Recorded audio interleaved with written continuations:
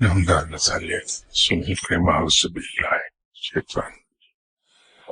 اللہ الرحمن. السلام علیکم خواتین و حضرات.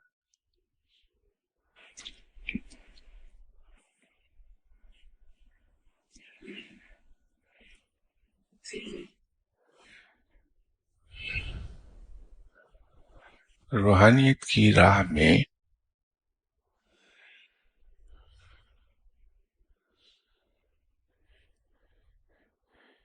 ایک روایت یہ ہے کہ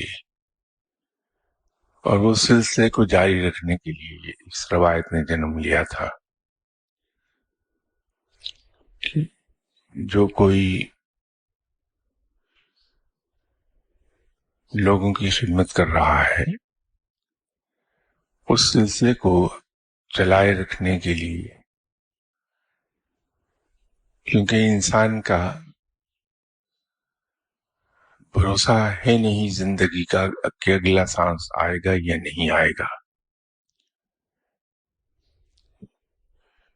یہ تو اللہ کے فضل و کرم سے اس خطے میں بسنے والے ہم لوگ ہیں جو زبان سے تو یہ کہتے ہیں کہ انسان کی سانس کا کیا بھروسہ اگلا آئے یا نہ آئے، لیکن شاید ہم سب کے دل میں ایک یقین یہ ہوتا ہے کہ ہم میں سے کوئی آدمی اس جہاں سے جائے گا نہیں، ورنہ حقیقت یہ ہے کہ کس کو کس گھڑی رب کی طرف لوٹ جانا ہے یہ کسی کے علم میں نہیں ہے. اس روایت کو آگے بڑھائے رکھنے کے لیے اس شخص کے پاس آنے والے حصول علم کرنے والے لوگ، ان کو وہ ناپتا تولتا رہتا ہے.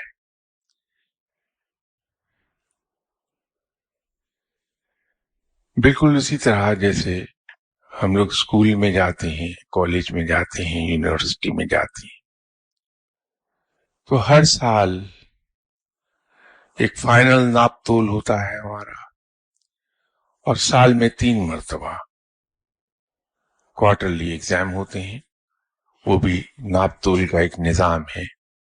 تو اس کے ذریعے سے ہمیں جج کر لیا جاتا ہے کہ ہم کتنا سیکھ رہے ہیں، اہلیت کیا ہے. اور سال کے بعد جو ایگزام ہوتا ہے اس میں ہماری یہ اہلیت پرکھی جاتی ہے کہ کیا ہم نے اتنا سیکھ لیا کہ اس سے نیکسٹ لیول کی تعلیم حاصل کر لیں ہم.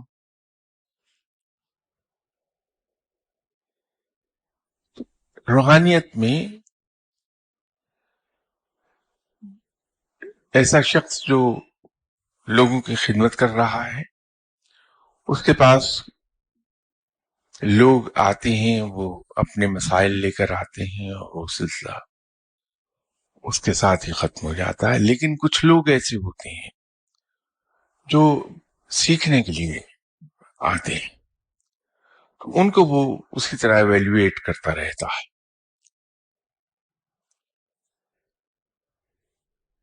اینڈ پر وہ یہ سمجھتا ہے کہ میرے پاس آنے والوں میں یہ آدمی اس بات کا اہل ہے کہ میرے چلے جانے کے بعد یہ اس بوجھ کو اٹھا سکے. اس میں امپورٹنٹ چیز یہ ہے کہ چلے جانے کے بعد اس بوجھ کو اٹھا سکے. اس کا ایک فائدہ یہ ہوتا ہے کہ اتنا سموتھلی وہ سلسلہ چلتا رہتا ہے کہ ایک صاحب نے اپنا وقت پورا کیا، رخصت ہو گئے، تو بغیر کسی دقت کے ان کے بعد دوسرے آدمی نے وہ سلسلہ سنبھال لیا. کچھ بزرگوں کے جیسے جناب حضرت بابا فرید گنج شکر رحمۃ اللہ علیہ صاحب، انہوں نے بہت سے لوگ نامینیٹ کیے اور وہ اپنے اپنے علاقے میں ڈیوٹی دیتے رہے. خود بابا صاحب کی زندگی میں بہت سے لوگوں نے روانہ فرما دیا، بلکہ جتنے بھی خلیفہ گزرے ہیں بابا صاحب کی زندگی میں ان کو خلافت مل گئی. وہ اپنے اپنے ولایت میں جا کے اپنی ड्यूटी सर अंजाम देते रहे। तो किसी शख्स के अनाउंस कर देने का मतलब ये नहीं होता कि जिसने अनाउंस किया है वो उसी लम्हे से रिटायर हो गया या अल्लाह की तरफ रवाना हो गया। ये बिल्कुल ऐसा है कि एक शख्स है, उसके पास 100 ऊंट है। हर ऊंट को के बारे में वो जानता है कि इसमें वजन उठाने की कैपेसिटी क्या है और कितना वजन उठा के ये कितनी देर सहरा में चल सकता है। कौन सा ऊंट उसकी एंड्योरेंस बहुत हाई है कि बगैर खाए पिए 7 दिन सहरा में बोझ उठा के चलता रहे। कौन सा ऊंट ऐसा है कि 7 दिन बगैर खाए पिए चल तो लेगा लेकिन वजन इतना नहीं होगा। कौन सा ऊंट सिर्फ 3 दिन तक गुजारा कर पाएगा। तो जहां कोई वजन ज्यादा आएगा तो उन 100 ऊंटों में से जिस ऊंट के बारे में उसका ये ख्याल है कि ये ज्यादा वजन उठा के सहरा में बगैर खाए पिए एक लंबा अरसा सफर कर सकता है, वो बोझ उस पर लाद देगा। उससे कम वजन दूसरे पर लाद देगा। तो ये बिल्कुल सिलसिले को चलाए रखने के लिए ये निजाम जरूरी है।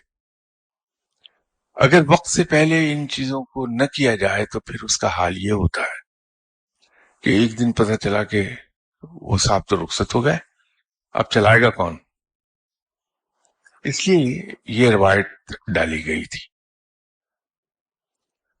अब मैं जानबूझ के वो शख्स इस्तेमाल कर रहा था लफ्ज, मैं शेख नहीं कह रहा था।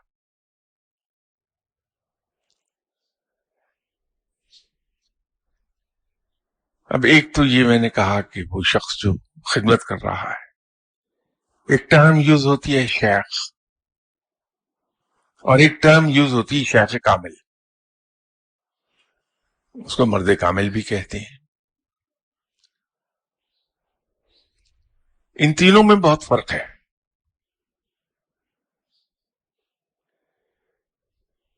शेख के पास इल्म हो सकता है, उसके पास तसर्रुफात भी हो सकते हैं, उसके पास कश्फ करामात भी होंगे, यकीनन होंगे, शेख है। उसके 9 के 9 लताइफ जो जिसमें रूहानी लताइफ मौजूद हैं, वो 9 के 9 ही एक्टिव हो सकते हैं, जो कि बहुत बड़ी बात है। ये सब कुछ रखने के बावजूद वो शायद शेख कामिल ना हो, मर्द कामिल ना हो, वो सिर्फ शेख हो। शेख में और शेख कामिल में बहुत फर्क है। जैसे मैंने कहा कि शेख के पास इल्म भी हो सकता है, शेख को तसर्रुफात भी हासिल हो सकते हैं, वो साहिब तसर्रुफ भी होगा, वो साहिब कश्फ भी होगा, साहिब इल्म भी होगा, साहिब करामात भी होगा, मुस्तजाबुद दावात भी होगा, लेकिन शेख कामिल शायद ना हो। शेख कामिल वो होगा जो हालत कश्फ में आप सल्लल्लाहु अलैहि वसल्लम ही के दीदार में मसरूफ रहता। जब वो हालत कश्फ में होगा तो आप सल्लल्लाहु अलैहि वसल्लम के दीदार में डूबा रहेगा, गर्क रहेगा। उसे ना तो कश्फ से कोई गर्ज है, उसके लिए बेमायनी चीज है, वो मदारी का शुब्दा, ना उसे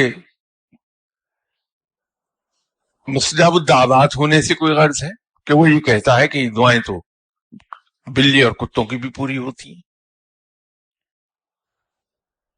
ये कौन सा कमाल है। उसे साहिब तसर्रुफ होने से भी गर्ज नहीं है कि साधु भी साहिब तसर्रुफ है। यहूदी काहन भी साहिब तसर्रुफ होता है। तो ये कौन सा कमाल है? तो शेख कामिल में ये फर्क है कि उसके लिए ये तमाम चीजें हैं जो लोगों के लिए बाइस इफ्तिखार हैं,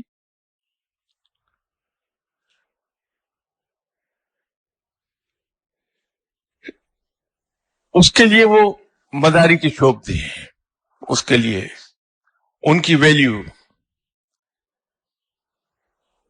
पत्थर के कंकर से ज्यादा नहीं है। वो उधर देखता भी नहीं कि क्या हासिल हो रहा है, वो सिर्फ एक ही जगह जाके गर्क है, और वो है दीदार रसूल सल्लल्लाहु अलैहि वसल्लम। क्योंकि वो एक नुक्ते से वाकिफ हो गया है। इल्म के हसूल के दौरान इल्म के हसूल के स्टार्ट से लेके शेख कामिल बनने तक का जो सफर है, वो एक राज से वाकिफ हो गया कि इसरार इलाही, इसरार कायनात दोनों मुख्तलिफ चीजें हैं। इसरार इलाही और इसरार कायनात एक तरह का बाग है। जैसे शालीमार गार्डन्स बाग है, उसमें हम कहीं से एंटर नहीं हो सकते, उसका मेन गेट से एंटर होंगे हम। तो कुर्ब इलाही, इसरार कायनात के मुशाहिदे के लिए जरूरी है कि आप सल्लल्लाहु अलैहि वसल्लम को गैर मशरूत तरीके से चाहा जाए, उनसे इश्क किया जाए, उनसे प्यार किया जाए, इसलिए कि वो इस बाग का दरवाजा है। तो सब कुछ छोड़ देता है, वो दीदार रसूल सल्लल्लाहु अलैहि वसल्लम में गर्क होता है, वो शेख कामिल बनता है। फिर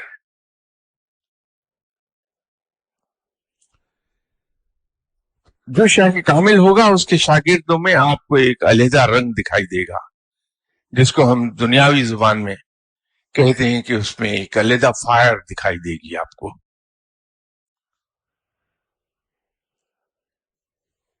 वो उस शख्स का कमाल नहीं, उसके शेख का कमाल है कि उसका शेख कामिल था। तो जो कुछ उसको हासिल हुआ वो उस दर्जे का था जो दूसरों के लिए बाइस हैरत है।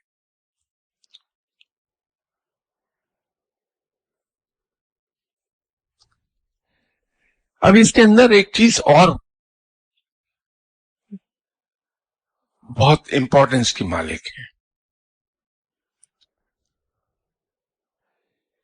कि रूहानियत बगैर काबिलियत के हासिल नहीं होती है, याद रखिए।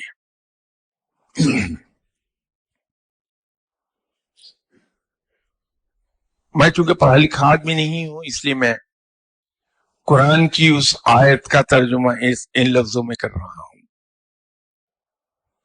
कुरान ये कहता है कि इल्म वाला और बगैर इल्म के कभी बराबर नहीं हो सकते।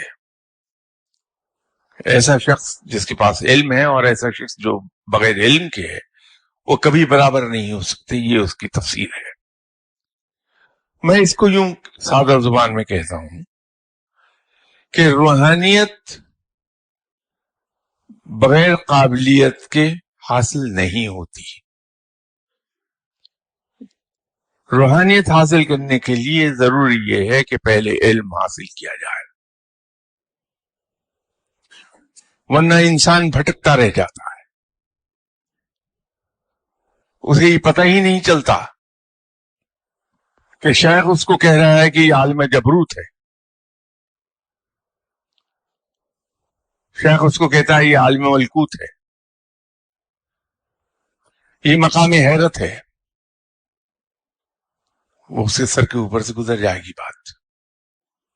तो पहले इल्म हासिल किया जाए, फिर रूहानियत की तरफ जाया जाए, तो रूहानियत बड़ी जल्दी हासिल हो जाती है।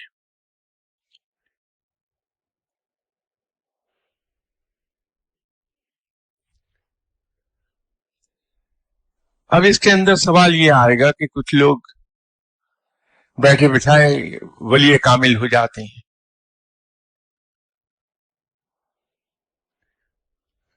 एक सवाल आप ये भी पूछ सकते हैं कि साहब औलिया कराम में एक बड़ी अक्सरियत सैयदों ही की क्यों हुई? सैयदों को क्या लाल लगे हैं?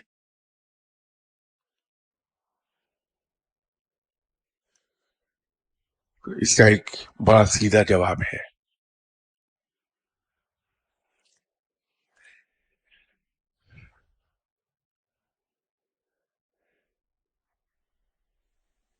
हर इंसान के अंदर इल्म मौजूद है, जेनेटिकली ट्रांसफर हुआ है, हर शख्स में है। वो इस तरह से कि हम सब औलादे आदम हैं,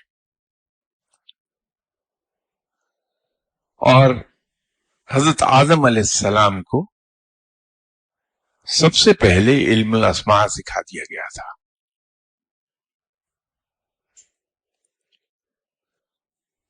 वो इल्म अस्मा क्या था?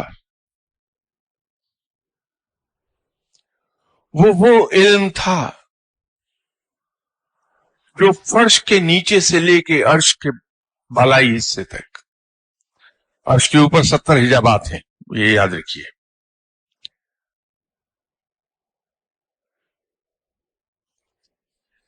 तो हजरत आदम अलैहिस्सलाम को जमीन के 7 पर्दों के नीचे से लेकर अर्श के 70 हिजाबात के ऊपर तक का इल्म अता कर दिया गया था। वो इल्म अस्मा कहलाया था।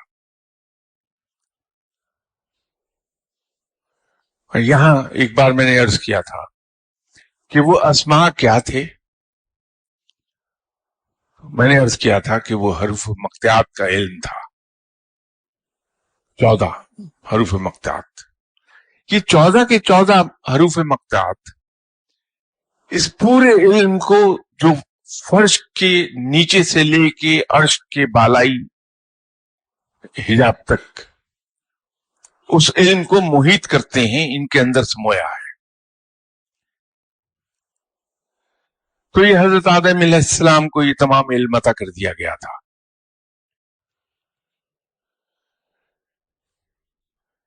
और इसमें ये एक चीज याद रखिए कि हर इस्म के 2 इस्म हैं।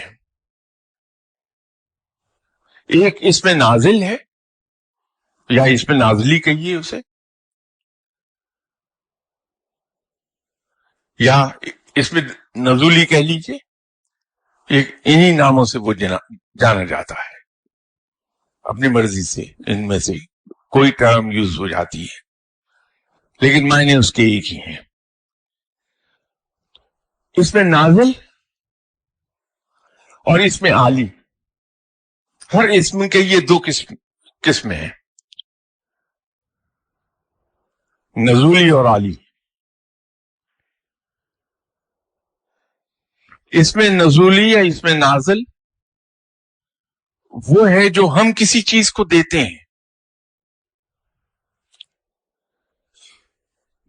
जैसे आप कुर्सी पर बैठे, इसको कुर्सी का नाम हमने दिया है, ये इसमें नाजिल कहलाएगा, इसमें नजूली कहलाएगा, इसको इसमें नाजली कह लीजिए, जो कहना चाहें इसे।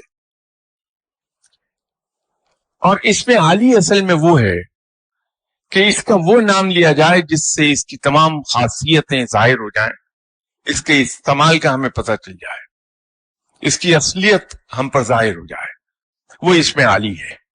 तो बाबा आदम अलैहिस्सलाम चीजों के इन दोनों नामों से वाकिफ थे, इसमें नाजिल से भी, इसमें आली से भी। तो वो सारे का सारा इल्म औलाद आदम को जेनेटिकली ट्रांसफर होता है। इसीलिए किसी फकीर से अगर आप बात करेंगे तो वो आपसे फौरन कहेगा, अगर आप उससे पूछें कि क्या मैं फकीर बन सकता हूं, तो आपको जवाब देगा क्यों नहीं बन सकते, हर आदमी फकीर बन सकता है, हर आदमी साहिब इल्म हो सकता है, ہر آدمی صاحب حال ہو سکتا ہے، اس لیے کہ یہ جینس میں ہمارے شامل ہیں۔ تو جب ہم نیکی کی راہ پر چلتے ہیں تو اس سے ہماری روح میں لطافت پیدا ہوتی ہے۔ جو ہی روح میں لطافت پیدا ہوتی ہے اس کی پرواز بڑھنے لگتی ہے، بالائی خطوں میں جانے لگتی ہے، علم کے اوپر والے درجے ہمیں حاصل ہونے لگتے ہیں۔ بنیادی چیز یہ ہے کہ انسان نیکی کی راہ پر چلے اور اس کو پالش کرے عبادات سے۔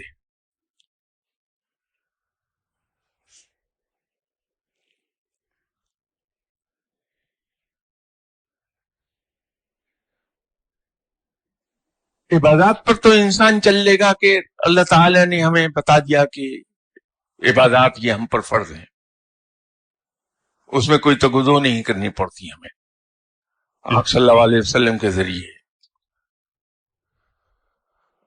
وہ احکامات رب نے ہم تک پہنچا دیے۔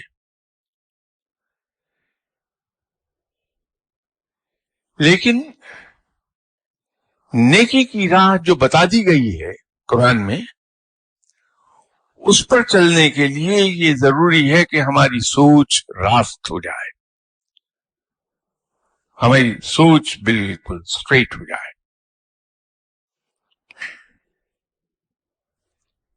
تو یوں میں کہتا ہوں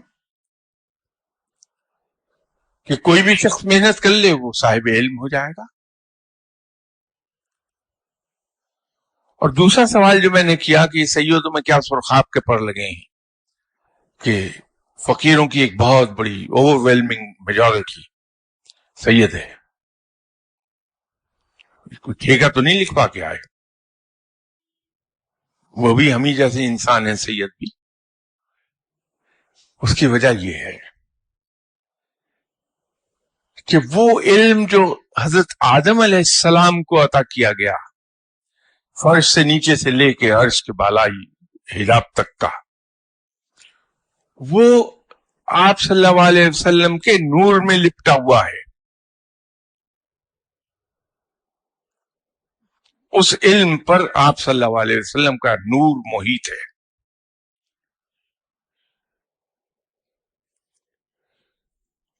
اور اس نور کی تیزی اتنی ہے کہ اس کی کوئی تاب لا نہیں سکتا، بھسم ہو جائے گا۔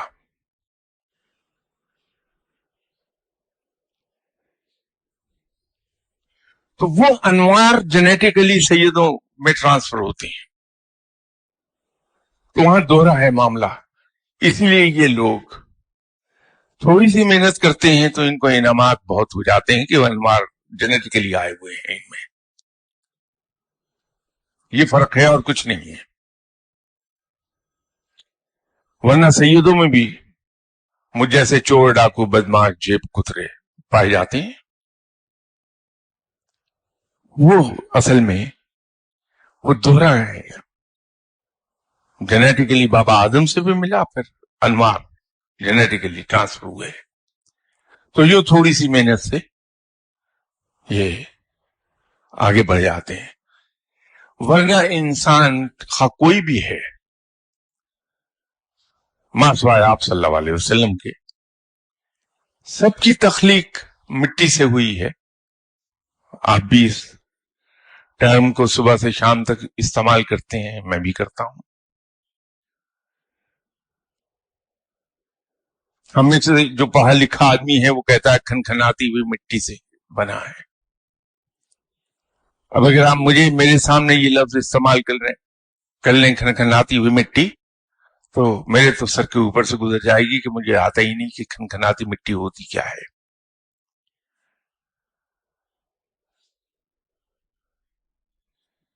وہ مٹی کہاں سے آئی؟ ویسے تو رب تعالی قادر مطلق ہے، اس کو کوئی کام کرنا نہیں پڑتا، وہ سوچتا ہے اور کام ہو جاتے ہیں۔ لیکن یہ کیا کہا رب نے کہ وہ مٹی اکٹھی کی گئی اور پھر اسے گوندا گیا، और उससे उसका पुतला बनाया गया। रब के लिए क्या मुश्किल था, कुन फयकुन। उधर सोचा, रब ने उधर काम हो गया। ये क्या हुआ?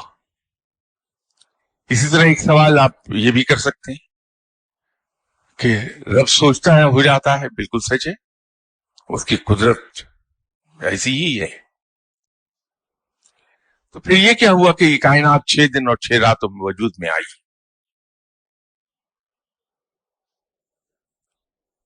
ये तो फ्रैक्शन ऑफ ए सेकंड में वजूद में आ सकती थी कि रब की कुदरत ऐसी ही है। इसके पीछे एक बड़ी हिकमत थी।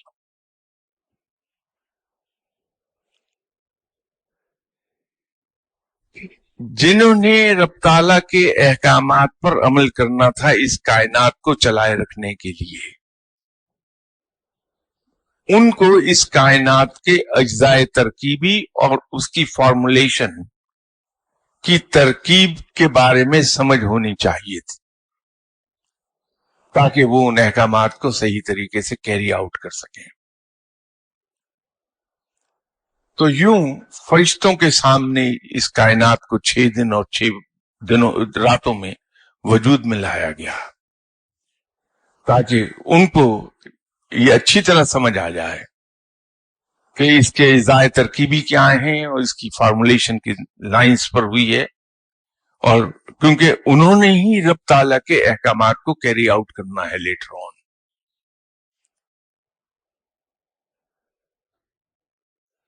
आप बाइसिकल चलाते हैं, हम जाते हैं, पैसे देते हैं, बाइसिकल खरीद लाते हैं।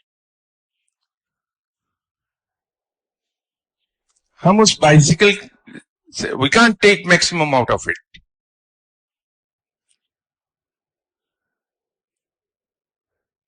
To take best out of it, जरूरी यह है कि हम बाइसिकल को समझें, किस मेटल से बनी है वो, उस मेटल की अल्टीमेट टेंसाइल स्ट्रेंथ क्या है, उसकी अल्टीमेट यील्ड स्ट्रेस क्या है, उसकी एलोंगेशन क्या है, उसके अंदर डिफ्लेक्शन कितने परसेंट है, ये सब हमें पता हो उस मेटल का। फिर उसमें क्या हिस्से डाई मोल्डेड हैं और क्या कास्ट किए गए हैं, वो कितना बोझ उठा सकती है, उसका व्हील का जो हब है वो एक्सेल पर किस तरह से घूम रहा है। तो अगर हमारे सामने बाइसिकल कोई बनाए या एटलीस्ट असेंबल करे तो हमें उसकी समझ आ जाएगी अच्छी तरह, और फिर हम बाइसिकल से बेहतरीन इस्तिफादा हासिल कर सकेंगे। तो ये कायनात 6 दिन और 6 दिनों में यूं वजूद में आई। फरिश्तों से कहा गया कि जाके मिट्टी लेकर आओ। तो ये मिट्टी इन फरिश्तों ने रूए जमीन के तमाम जियोलॉजिकल स्ट्रेटास जो हैं, जो जो जियोलॉजिकल फॉर्मेशंस हैं, वहां से सबसे वो मिट्टी इकट्ठी की और वो मिट्टी फिर अर्श पर ले जाई गई। इस तमाम प्रोसेस में 10 दिन सर्फ हुए। वरना मिट्टी के पुतले में मिनरल्स एंड मेटल्स का क्या काम है? हमारी बॉडी में जो डॉक्टर यहां हजरात बैठे हैं वो इस बात की गवाही दे देंगे कि ये बात दुरुस्त है कि इंसानी जिस्म में मिनरल्स भी हैं, मेटल्स भी हैं। हमारी बॉडी में कॉपर पाया जाता है, हमारी बॉडी में आयरन पाया जाता है, हमारी बॉडी में फास्फोरस है। ये इसलिए है कि ये जमीन की तमाम जो जियोलॉजिकल स्ट्रेटास हैं वहां से ये मिट्टी इकट्ठी की गई। इलेक्ट्रोलाइट्स हैं हमारी बॉडी में, तो उसको फिर अर्श पर उस पानी से गूंदा गया وہ پانی کہاں سے حاصل کیا گیا؟ وہ چشمہ آج بھی موجود ہے شام میں. یہ شام کا وہ چشمہ تھا جہاں سے یہ پانی لیا گیا تھا، جس میں اس مٹی کو گوندا گیا تھا، اور اس کو گوندنے میں 20 دن صرف ہوئے. اس کا ڈو جو بنایا گیا 20 دن صرف ہوئے تھے. وہ پانی، وہ چشمہ جہاں سے پانی لیا گیا، وہ صرف وہیں سے کیوں لیا گیا؟ اس کی ایک خاصیت ہے. جو چشمہ ہے اسپرنگ، وہ وجود میں کیسے آتا ہے یہ آپ لوگ جانتے ہیں اچھی طرح. تو اس کی جو وینز ہیں، واٹر وینز، وہ ایسے اسٹریٹس سے گزر کے آتی ہیں جس میں تمام طرح کی خاصیتیں پائی جاتی ہیں. تو اس پانی میں وہ چونکہ ان وینز میں بہتا ہوا آ رہا ہے پانی، اس کے اندر وہاں کی وہ تمام منرلز اور میٹلز حل ہوتی رہتی ہیں. تو اس پانی سے اس کو گوندا گیا. And it took 20 days to form the dough. اس کے بعد 40 روز تک اس کو خشک کیا گیا، اور اس دوران یہ اعضا وغیرہ انسان کے بن گئے. اب کھنکھناتی مٹی سے جو مجسمہ بنایا گیا، جو جسم بنایا گیا، اور اس کا صحیح لفظ میرے دماغ سے اس وقت نکل گیا ہے، اسے برٹل ہونا چاہیے. جیسے مٹی کی ایک چیز ہم بناتے ہیں، اگر اسے ہم نے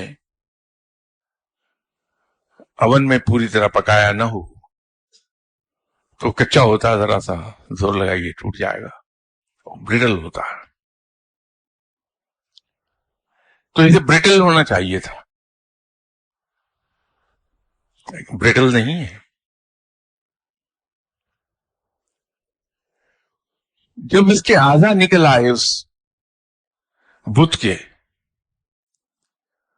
تو پھر اسے آسمانوں پر لے جایا گیا اور اس میں روح پھونکی گئی.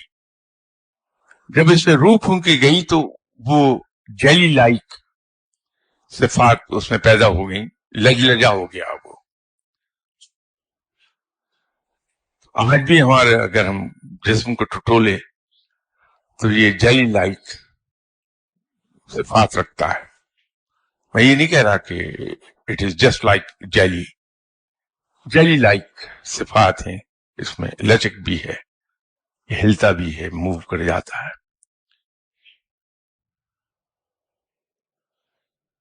تو وہاں سے پھر بابا آدم کو جنت میں بھیج دیا گیا. اسی دوران حضرت آدم علیہ السلام کو ان کی پسلی میں درد محسوس ہونا شروع ہوا، جو بڑھتا گیا، اور پھر وہاں ایک چھوٹا سا گومڑ وہ بنا جو بڑھنے لگا، اور 9 مہینے کے بعد اس لمپ میں سے اماں حوا کی پیدائش ہوئی.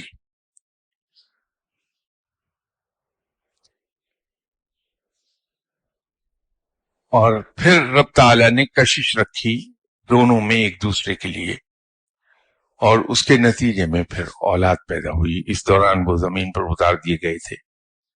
وہ قصہ آپ پڑھتے رہتے ہیں کہ جنت میں خلا ورزی کر بیٹھے حضرت آدم علیہ السلام. اب یہاں کوئی صاحب یہ سوال کر سکتے ہیں ہم سے کہ صاحب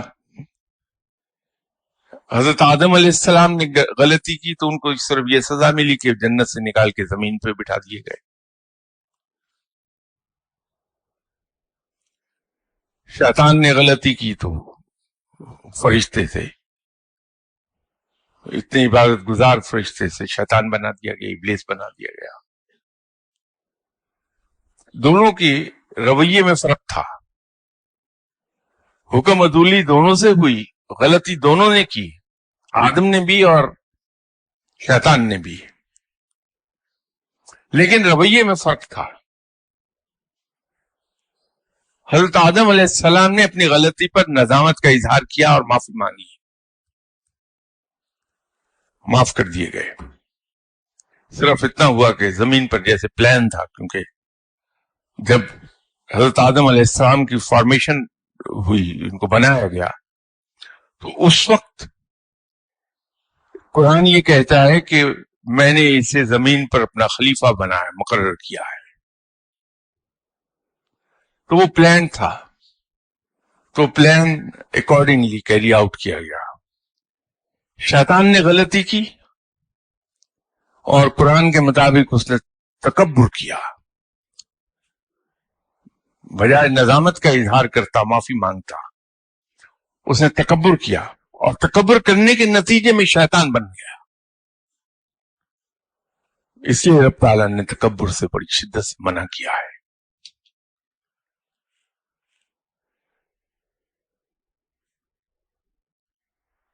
میں معافی چاہتا ہوں، پتہ نہیں کدھر سے کدھر لے گیا آپ کو۔ ایسی بے علم لوگوں کی یہی مصیبت ہوتی کہ وہ کوئی تک کی بات کر نہیں پاتے، سب لوگوں کو ایسے ہی بہکاتے رہتے ہیں۔ میں معافی چاہتا ہوں۔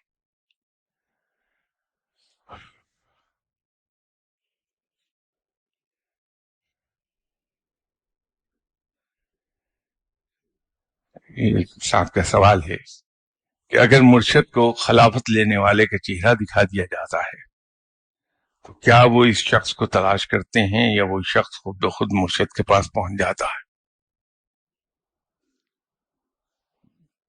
لائٹلی اسپیکنگ، یہ ریکارڈ کے لیے نہیں، میں تو آف دی ریکارڈ بات کر رہا ہوں کہ صاحب اگر جس صاحب کا چہرہ دکھایا گیا وہ پاکستانی ہے تو پھر مرشد ہی تلاش کرے گا، وہ تو نہیں آئے گا، وہ گھر بیٹھے گا۔ باقی خود مرشد کو تلاش کر لیں گے۔ بھائی یہ رب تعالیٰ کے نظام ہے، رب تعالیٰ کسی نہ کسی طریقے سے گھیر گھار کے اس شخص کو مرشد تک پہنچا دیتی ہیں۔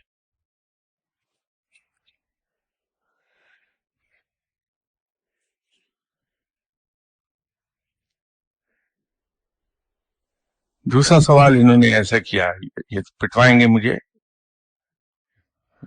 کیا خلافت روحانی علم کے تابع ہے یا اگر خاندانی گدی چل رہی ہو تو بھی خلافت وارث کو منتقل ہو سکتی ہے؟ روحانیت کی خلافت تو قابلیت پر منحصر ہے، میں نے ابھی ایکسپلین کی تھی بات۔ اسلام میں خاندانی گدی کا کوئی تصور نہیں ہے،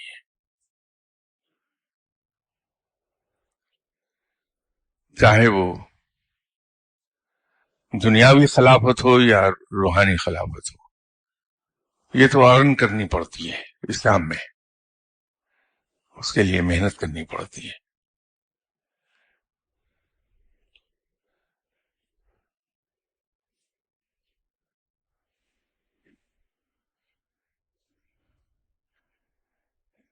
یہ سوال پہلے بھی آیا تھا، پھر میں ملک سے باہر چلا گیا، اب اس کے بعد میرے ذہن سے نکل گئی۔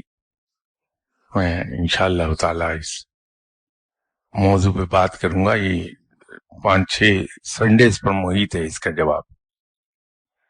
سوال یہ ہے کہ جناب محی الدین ابن عربی، ان کے نام سے پہلے اکبر بھی آتا ہے، اکبر ضرور لکھا کیجئے، اور اگر صرف ابن عربی کہنا ہو تو محمد ابن عربی کہا جاتا ہے اس کو، تو اصل نام ان کا ہے اکبر محی الدین ابن عربی۔ اپنی لکھا کہ جناب محی الدین ابن عربی نے اپنی کتاب روحانی اسفار میں لکھا ہے کہ سفر ہمیں وقت جاری رہتا ہے اور اس سفر کی 3 اقسام ہیں: اس تک سفر، اس میں سفر اور اس سے سفر۔ اگرچہ اس کے ایک حصے کا جواب تو میں نے آج عرض کر دیا ہے، جو ابھی گفتگو ہو رہی تھی، اس کا پہلا حصہ اس تک سفر، لیکن میں اس پر تفصیل سے آپ کی تسلی کے مطابق کوشش کروں گا گفتگو کر لوں.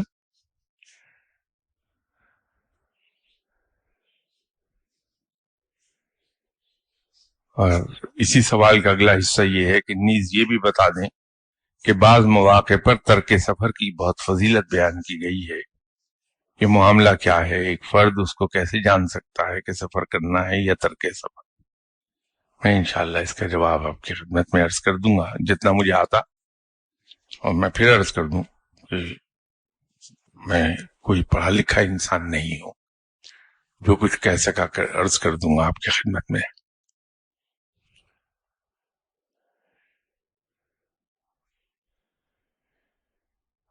دیکھیے کچھ چیزیں ایسی ہیں جو ہمیں عام پڑھنے کو مل جاتی ہیں، اس پر اتنے حضرات کا وقت احتجاج کرتے ہیں یہاں آنے والے کہ یہ سوال تو روزمرہ کا ایک سوال ہے. تو میں نے ایک بار پہلے عرض کی تھی، اس وقت احتجاج بہت ہوا تھا، تو میں نے عرض کر دی تھی کہ ایسے سوال جن کے جوابات میں رسالوں میں اخباروں میں مل جاتے ہیں، اور زیادہ تر ہم میں سے الحمدللہ ہم سبھی مسلمان ہیں، زیادہ تر لوگ ان کے جوابات جانتے ہیں، تو احتجاج کرتے ہیں اس بات پر. تو ہم ایسے روٹین کے سوال نہ پوچھیں تاکہ احتجاج نہ ہو. اور اگر یہ سوال پوچھنے کا مقصد آپ کا یہ ہو کہ کہیں مجھ سے یا میرے ساتھیوں سے کہیں کوتاہی ہو رہی ہے، یہ سوال پوچھ کے آپ اس کوتاہی کو پوائنٹ آؤٹ کر رہے ہوں، کوئی حرج نہیں. میں اپنی ذات تک تو پورے یقین سے کہہ سکتا ہوں کہ آپ بالکل کھلے لفظوں میں وہ بیان کر دیجئے، اور اللہ گواہ ہے کہ اس کا قطعی طور پر نہ برا لگے گا مجھے، اور نہ اس بدمزگی میرے طبیعت میں پیدا ہوگی. میں اس کا پورے حوصلے سے جواب دے دوں گا، آپ کو شکریہ بھی ادا کر دوں گا. تو یہ سوال انہوں نے کیا ہے کہ قبروں کی حرمت کے بارے میں بیان کریں کہ کیا قبروں پر پاؤں رکھنا یا میز وغیرہ رکھنا صحیح ہے؟ قطعی طور پہ غلط ہے، بے حرمتی ہوتی ہے. آپ صلی اللہ علیہ وسلم نے تو قبر سے ٹیک لگا کے بیٹھنے سے منع فرمایا کہ یہ اس کی حرمت کے خلاف ہے، یہ نہیں ہونا چاہیے قطعی طور پر.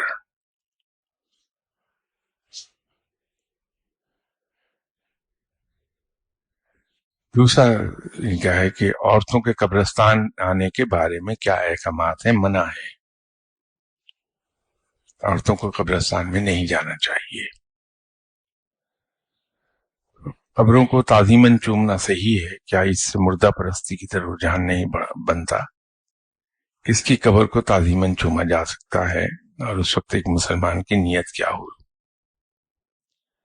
اسلام میں ایک چیز ہے کہ اپنے سے بڑے کے ہاتھ کو چوما جاتا ہے. ایران میں اور عرب میں اور ایک حد تک صدرن انڈیا میں یہ رواج آج بھی ہے کہ اپنے سے بڑے کا ہاتھ چومتے ہیں. تو اگر قبر وہاں اصل میں نہیں ہے، اس کے اوپر نشان بنا ہوا ہے، تو پاؤں کی طرف اگر احتراماً چومتے ہیں، سجدہ نہیں کرتے، سجدہ منع ہے، تو احتراماً اگر چوما گیا ہے تو اس میں بہت سے علماء اس پہ رخصت دیتے ہیں، اور کچھ علماء نے اس سے منع کیا ہے.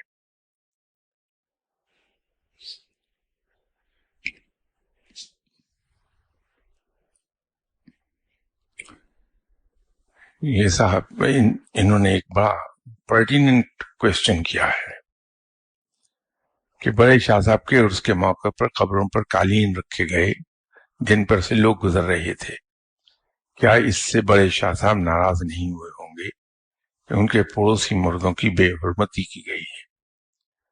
بالکل آپ درست کہہ رہے ہیں، اور اس موضوع پر کئی بار میری اپنے ساتھیوں سے گفتگو بھی ہوئی ہے. قالین جب بچھائے جاتے ہیں تو قالین ہونے کے باوجود احتیاط یہ کی جائے، کیونکہ جہاں قبر ہے وہاں سے قالین تھوڑا اٹھا ہوا ہوتا ہے، ہمیں نظر آ جاتا ہے کہ یہاں قبر ہے. قبروں کے درمیان جو جگہ ہے وہاں پاؤں رکھ کے گزرا جائے، قبر کے اوپر پاؤں نہ رکھا جائے. یہ بے ادبی ہوتی ہے اور گناہ ہے.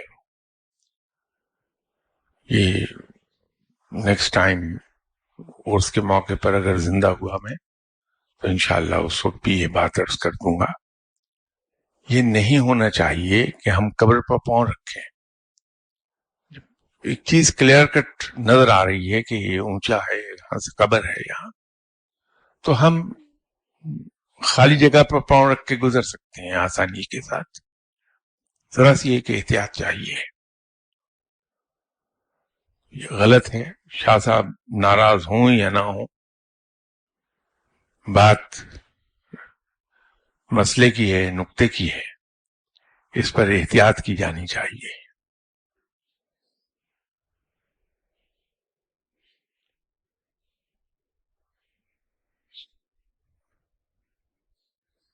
یہ انہی صاحب نے ایک سوال پوچھا ہے کہ کیا بڑے شاہ صاحب کو قبرستان میں یعنی صاحب ان کی خواہش پر دفن کیا گیا تھا؟ کیونکہ بڑے شاہ صاحب کا مزار کسی کھلی جگہ بھی بن سکتا تھا جہاں لوگوں کے مجمع کی جگہ ہوتی. ایک شاہ صاحب کی اپنی خواہش تھی، 3 شرائط آپ نے بیان کی تھیں، اور یہی جگہ اس کے علاوہ ان تینوں شرائط پر کوئی پوری نہیں اترتی تھی. آپ نے حکم فرمایا تھا کہ مجھے ایسی جگہ دفن کرنا جہاں سڑک بالکل پاس ہو، پانی پاس ہو اور مسجد پاس ہو. تو یہ جگہ واحد ایسی نظر آئی اس وقت جو ان شرائط پہ پوری اترتی تھی. اللہ تعالیٰ اس جگہ میں وسعت پیدا کرتا جا رہا ہے رفتہ رفتہ. اللہ تعالیٰ اپنے نیک بندوں کی خود مدد کرتا ہے. اللہ اس کا سبب بناتا جائے گا. ایک اس کا حل میں اپنے ساتھیوں کو دے چکا ہوا ہوں کہ لوہے کے سٹینڈز بنوا لیے جائیں جو کولیپسبل ہوں. جب عرس آتا ہے ان کو اسمبل کر کے وہاں اس طرح سے کر دیا جائے کہ وہ قبروں کے درمیانی جگہوں پر ان کے پائے آ جائیں، اور جو لکڑی کے تختے ہیں وہ قبروں سے 1-1 فٹ بلند رہ جائیں گے. نتیجہ یہ ہوگا کہ ان تختوں پر کارپیٹ بچھا دیں، لوگوں کے چلنے کی بھی آسانی ہو گئی، جگہ بن گئی، بیٹھنے کی بھی جگہ بن گئی. لیکن ایک چیز آپ اپریشیٹ کیجئے گا کہ یہ سب ہم اپنے وسائل سے کرتے ہیں. چندے جمع کرنے کی روایت نہیں ہے ہمارے یہاں، نہ وہ مجھے پسند ہے، نہ کبھی زندگی میں کرنا چاہوں گا میں. تو اپنے وسائل سے کرنا، اس میں وقت لگتا ہے، اور وقت کے ساتھ ساتھ چیزیں ٹھیک ہو رہی ہیں، ہوتی چلی جائیں گی. آپ بس یہ دعا کیجئے کہ رب تعالیٰ وسائل پیدا کرتا جائے اور ہمت دے دے مجھے. انشاءاللہ وہ چیز میرے ذہن میں ہے جو پوائنٹ آؤٹ کی آپ لوگوں نے. یہ جو سٹینڈز والی بات تھی اسی وجہ سے میں نے کی تھی کہ وہ چیز بہت مجھے کھلتی ہے. قبروں کی بے حرمتی ہو جاتی ہے، نہ چاہتے ہوئے بھی لوگ کر جاتے ہیں.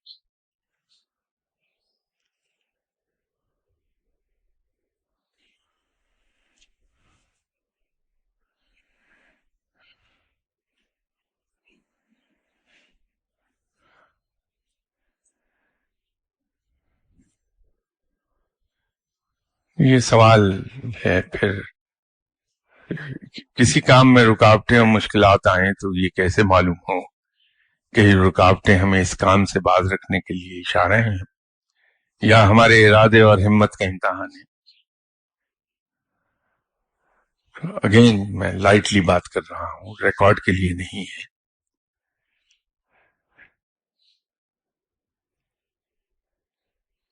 ایک اردو کا محاورہ ہے کہ بلی کے بھاگوں چھینکا ٹوٹا. یہ اردو کا محاورہ کہ بلی کی قسمت اچھی ہے کہ جس چیز میں ہنڈیا رکھی ہوئی تھی وہ ٹوٹ کے نیچے گرا ہے. تو اس کا جواب تو ہم پاکستانیوں کے لیے بہت بڑی ایک رحمت ثابت ہوگا. کام کم وقت کرنا چاہتا ہے تو ہم تو ویسے ہی بہانے ڈھونڈتے ہیں کہ کچھ کوئی موقع آئے کہ بس دعاؤں سے کام چل جائے. تو اور دعا بھی ایسی کہ گھر سے ٹیلی فون کیا دعا کرنے والے کو شاہ صاحب نے کہ بھائی ذرا دعا کیجیے گا کہ وہ انٹرویو کے لیے بلایا ہے تو میں سوچا رہا ہوں گھر پہ انٹرویو از خود ہو جائے. تو ایسی ہوتی ہیں دعائیں, بہت ہوتی ہیں.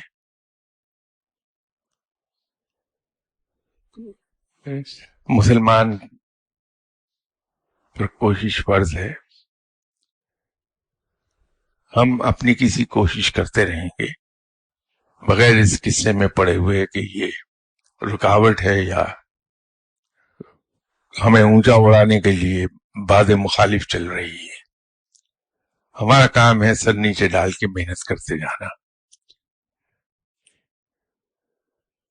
ہماری ڈیوٹی وہاں آ کے ختم ہو جاتی ہے کہ جہاں ہم نے بھرپور محنت کر لی.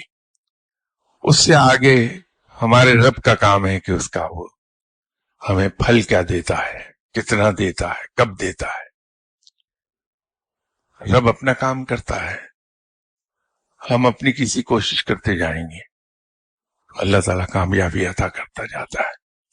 ان قصوں میں مت آئیے کہ رکاوٹ یہ کس وجہ سے آ رہی ہے.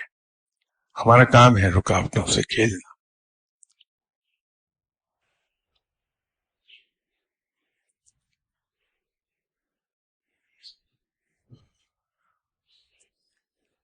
دوسرا سوال یہ ہے کہ میرا اللہ سے گمان ہمیشہ بہت اچھا ہو اور ہر دم اس کی رحمت اور اس کے ساتھ کا یقین ہو, لیکن عبادات اور نیک اعمال میں صرف کوتاہی ہو, تو یہ گمان اور یقین کیا مجھے فائدہ دے سکے گا؟ اگر ہاں تو کس حد تک؟ یہ یقیناً فائدہ دے گا کہ ایک وقت آئے گا کہ اس گمان اور اس یقین کی وجہ سے میں رب کا عبادت گزار بندہ بن جاؤں گا. اس کا یہ بہت بڑا فائدہ ہوگا.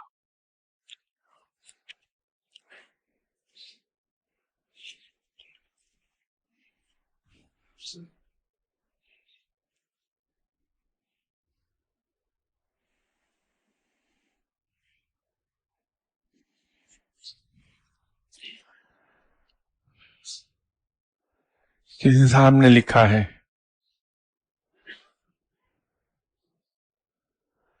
یہ تحریر آپ کو اس لیے لکھ رہا ہوں کیونکہ احساسات کے لفظوں کو میں زبان سے ادا نہیں کر سکتا,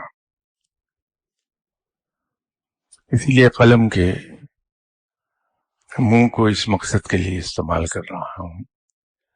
میں اپنے جذبات کا اظہار آپ تک کس طرح پہنچاؤں؟ بس یہی جان لیجئے کہ اپنے اللہ سے محبت کرنے کا طلبگار ایک طالب آپ کے آستانے پر آیا ہے اور آپ کی نظر محبت کا طالب ہے. میں اس راہ پر نکلا ہوں تو حیران اور سرگردہ ہوں, اور یہی کشش مجھے آپ تک لے آئی ہے, اور مجھے امید ہے کہ سوز عشق کو تڑپانے کے لیے آپ کے یہاں چند چنگاریاں مجھے مل جائیں گی. کیا معلوم اس سے بڑھ کر ایک آخری بات میں یہاں صرف اور صرف اپنے اللہ کو پانے کی خاطر آیا ہوں, تو کیا اپنے اور میرے اللہ کی خاطر میری مدد کر سکے.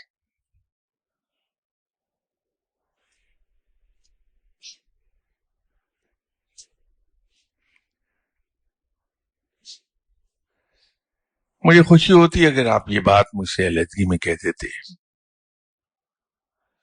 کچھ چیزیں ہیں جو پبلکلی بیان نہیں کی جانی چاہیے. ہم یہاں قبر کی حرمت کی بات کر رہے تھے ابھی.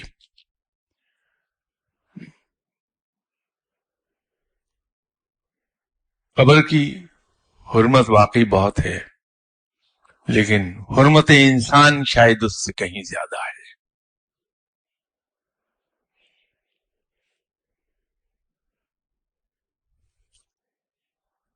انسان اپنے دل کو کھول کر لوگوں کے سامنے نہ رکھے کبھی. پبلکلی دل کو اس طرح سے کھول کر رکھنا حرمت انسان کی خلاف ہے، یہ توہین انسانیت ہے.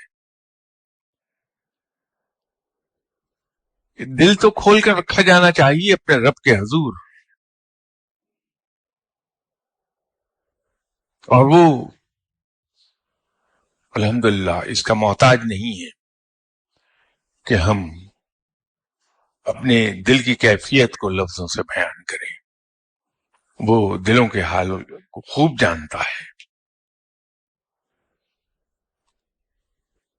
وہ جذبے کی صداقت پر جاتا ہے، الفاظ کی خوبصورتی پر نہیں. وہ دلوں کو دیکھتا ہے، زبان کو نہیں.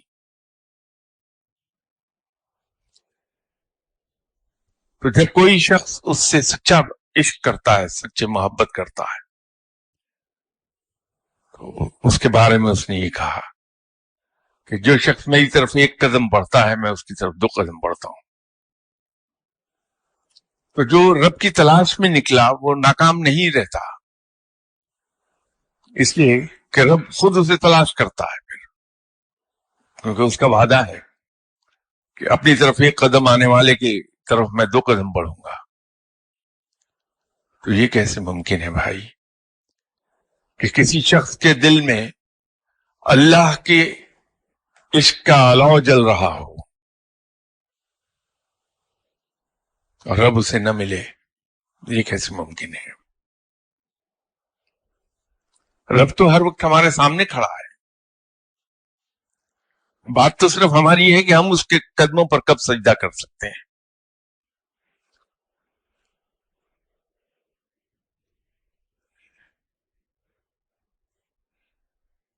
رب کے پاس جانے کے لیے میں تو بہت گناہگار آدمی ہوں، کسی نیک آدمی کی بھی کیا ضرورت ہے؟ آپ حضرت علی کرم الوجہ سے عشق کرتے رہیے، آپ صلی اللہ علیہ وسلم کے عشق میں مبتلا ہو جائیں گے از خود. آپ صلی اللہ علیہ وسلم سے عشق کیجئے، رب کے عشق میں مبتلا ہو گئے، رب مل گیا. بڑا سادہ سا نسخہ ہے. تو اپنے ہی جیسے انسان کے پاس کیوں چلے آئے آپ؟ یہ تو آپ کی توہین ہے. اور آپ کو کیا معلوم کہ میں آپ سے کتنا زیادہ گناہگار شخص ہوں؟ بھائی جائیے، جا کے حضرت علی کرم اللہ وجہ کی دہلیز کو پکڑ لیں، ان سے عشق پال لیجئے. اور اگر وہاں عشق نہیں پالنا چاہتے تو پھر براہ راست آپ صلی اللہ علیہ وسلم سے عشق پال لیجئے. اور یہ میں یقین دلاتا ہوں کہ آپ صلی اللہ علیہ وسلم کی دہلیز سے آپ رب کی دہلیز تک پہنچا دیے جائیں گے، اس لیے کہ آپ صلی اللہ علیہ وسلم رحمت للعالمین ہیں. وہاں سے نہ تو کوئی کافر نہ بدترین دشمن خالی ہاتھ بھی کبھی نہیں آیا. ہم تو پھر امتی ہیں. وہاں تو کافر بھی خالی ہاتھ نہیں گیا کبھی، بدترین دشمن بھی خالی ہاتھ نہیں گیا، نوازا گیا. تو ہم تو پھر دعویٰ کرتے ہیں کہ ہم امتی ہیں، ہم پہ یقیناً رحمت ہوگی. صرف اعتقادات درست کرنے کی بات ہے. کتابوں میں پڑھی ہوئی چیزیں ہر شخص نے اپنے ذاتی تجربے سے اس کو لکھا ہے،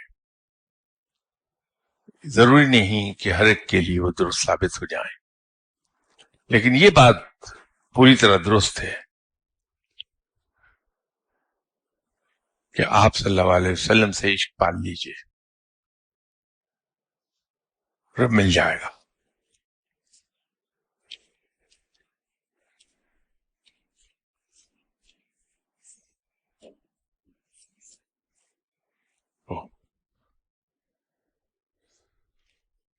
اگلی اتوار تک کے لیے میں آپ سے اجازت چاہتا ہوں، انشاءاللہ بشرط زندگی اگلی اتوار ملاقات ہوتی ہے. السلام علیکم.